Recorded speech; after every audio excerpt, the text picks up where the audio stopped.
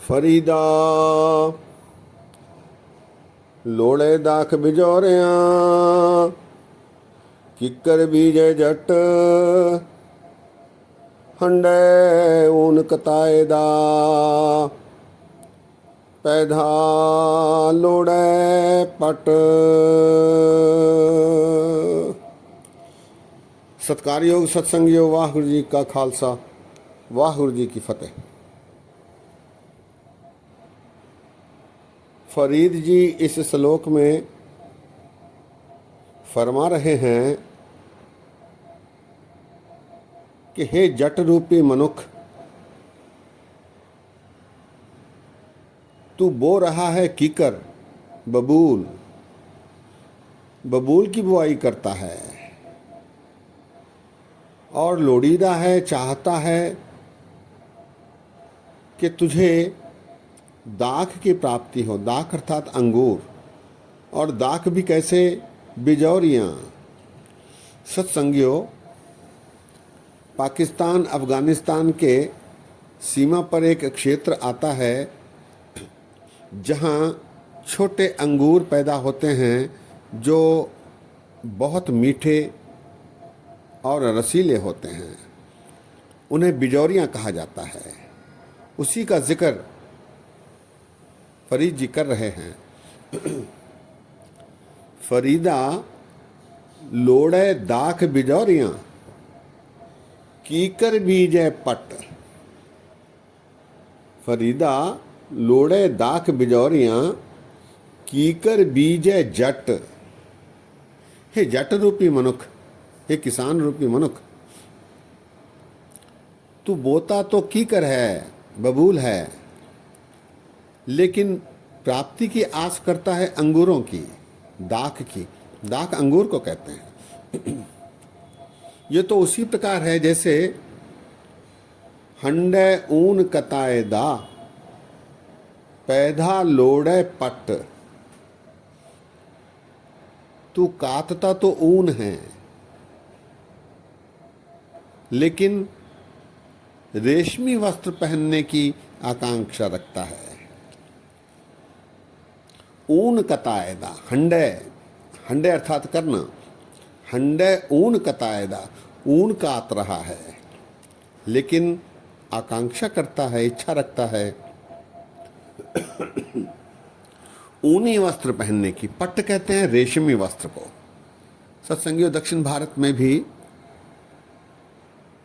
पट्टू वस्त्र लो, पट्टू चीरे लो, पट्टू रेशमी साड़ियाँ, रेशमी वस्त्र, इनका जिक्र आया है। महाराष्ट्र में भी पटोला रेशमी को, रेशम के वस्त्र को कहा जाता है। यही उस शब्द का प्रयोग फरीद जी ने किया है, पट्ट। फरीदा लोड़े दाख बिजौरियाँ, किकर बीजे जट हंडे ऊन कताए दा, पैधा लोड़े पट। अर्थात मनुष्य बुरे कर्म करता है और अच्छे फल की प्राप्ति की आकांक्षा करता है। बुरे कर्मों में रत होकर अच्छे काम करने की आकांक्षा रखना फिजूल है। इसका जिक्र फरीद जी इस श्लोक में कर रहे हैं। एक और श्लोक में फरीद जी फरमाते हैं, फरीदा चार गवाया हंड के, चार गवाया सम, लेखा रब मंगेसियां, तू आहो केड़े कम। फरीद जी कह रहे हैं, हे मनुख, तूने अपने जीवन के 4 पहर दिन के हंड के गवा दिए हैं। हंडना अर्थात तुरना फिरना, समय बर्बाद करना, मायावी वस्तुओं में रिझे रहना, अपनी भौतिक आवश्यकताओं की पूर्ति में ही अपना सारा समय व्यतीत करना, बर्बाद करना, परमात्मा की सिफत करने से दूर रहना, इसे फरीद जी कहते हैं चार गवाया हंड के, चार अर्थात चार पहर दिन के, चार गवाया सम, और रात के चार पहर तूने आलसी बनकर सोते हुए बिता दिए। इस प्रकार दिन रात तूने अपने सारी जिंदगी के ऐसे ही बर्बाद कर दिए। फरीदा चार गवाया हंड कै, चार गवाया सम। फिर फरीद जी कहते हैं, लेखा रब मंगेसियां तू आहो केड़े कम। परमात्मा जब तेरा लेखा मांगेंगे तो तुझसे ये प्रश्न अवश्य करेंगे कि तू किस काम के लिए आया था। तू तो आया था परमात्मा की सिफत करने के लिए। अर्जन देव जी महाराज कहते हैं, प्राणी तू आया लाहा लैन, लगा किते को फकड़े, सब मुगदी चली रैन। तूने अपनी सारी जिंदगी चार पहर दिन के और चार पहर रात के सोते हुए और भौतिक आवश्यकताओं की पूर्ति को प्राप्ति के लिए गंवा दिए। परमात्मा तुझसे ये अवश्य प्रश्न करेगा, तू किस काम के लिए संसार में भेजा गया। फरीदा चार गवाया हंड कै, चार गवाया सम, लेखा रब मंगेसियां तू आहो केड़े कम। सत्संगियों, वास्तविकता ये है कि परमात्मा ने जीव को मनुष्य जन्म देकर परमात्मा की सिफत करने के लिए भेजा है।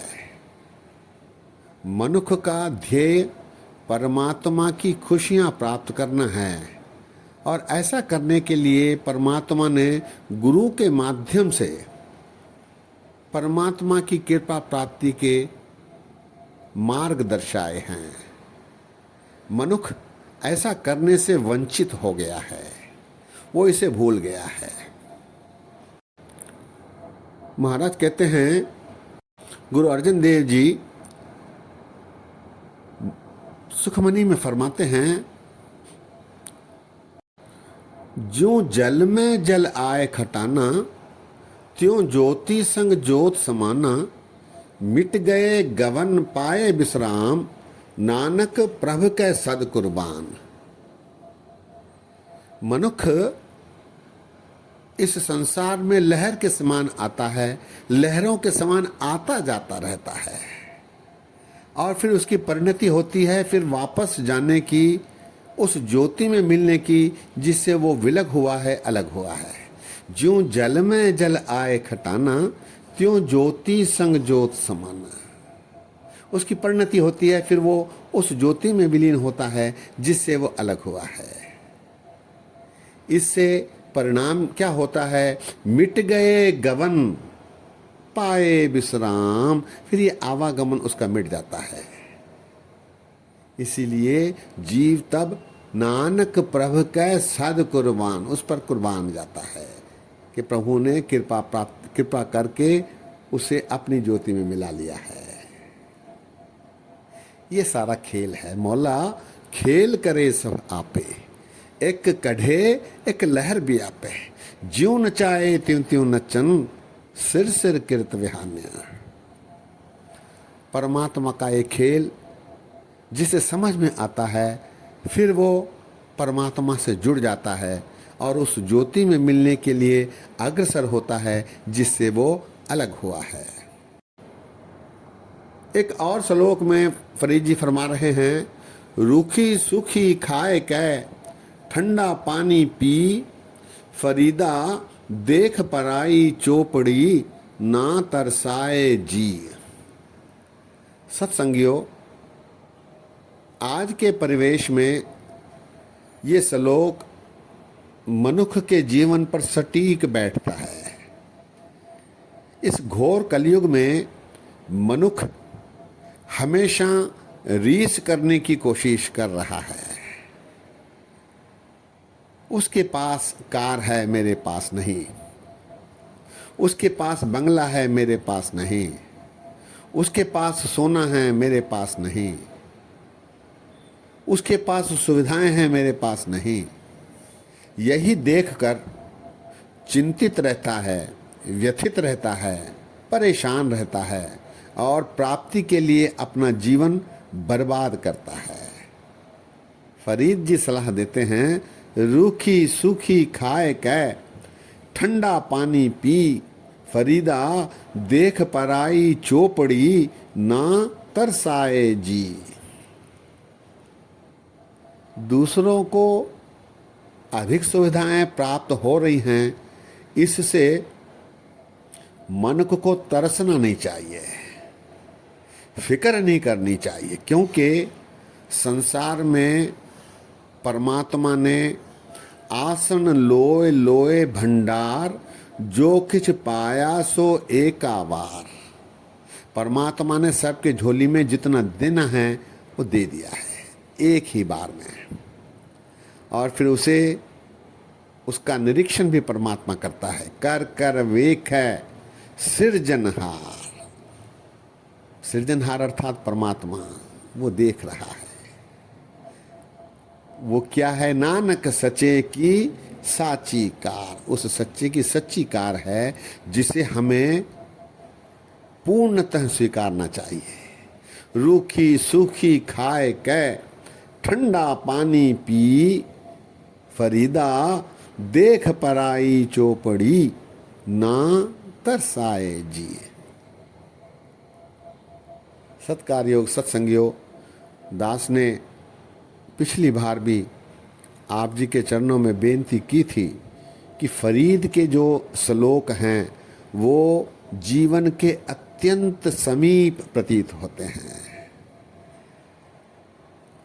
हमारे रोज के जो क्रियाकलाप हैं उनसे बहुत अधिक नज़दीक प्रतीत होते हैं।